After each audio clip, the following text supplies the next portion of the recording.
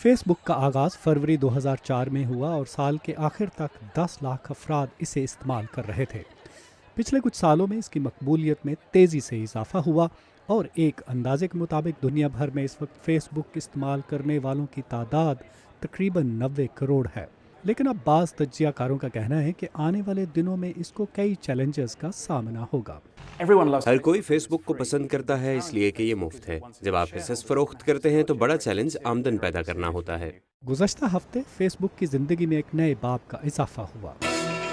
सनती index Nasdaq पर जब हिस्सेस के कारोबार का आगाज़ हुआ तो इसके हिस्सेस की कीमत $38 मुकर्रर की गई थी, जिसमें पहले रोज़ तवक्कुआत के बरअक्स ज़्यादा इजाफा नहीं देखा गया।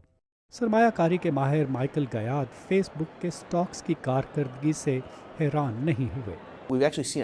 असल में इस साल के दौरान हम कुछ और इंटरनेट कंपनियों के स्टॉक एक्सचेंज पर शेयर्स की पेशगी के रोज़ इसी तरह की कारकर्दगी देख चुके हैं, जिसमें शुरू में काफ़ी जोश नज़र आता है जो आहिस्ता आहिस्ता मांद पड़ जाता है। फेसबुक के कारकुनों की तादाद 3000 से ज़्यादा है और कंपनी की आमदन का 80% हिस्सा इसकी वेबसाइट पर इश्तहारों से हासिल होता है। अब फेसबुक कंपनी की मालियत का तखमीना $1 अरब से ज़्यादा है। इस तरह इसका शुमार बड़ी अमरीकी कंपनियों में होता है और कुछ माहिरीन इसके मुस्तकबिल के बारे में मुतमईन नजर आते हैं। ये एक बहुत ही कमाल की कंपनी है। ख़ास तौर पर इसमें लोगों की दिलचस्पी देखें तो कोई और इसका मुकाबला नहीं कर सकता। इसलिए मुझे इसका मुस्तकबिल बहुत रोशन नज़र आता है। अभी तक तो लोग इसके कारोबारों और मीडिया पर असर व रसूख को भांप नहीं सके।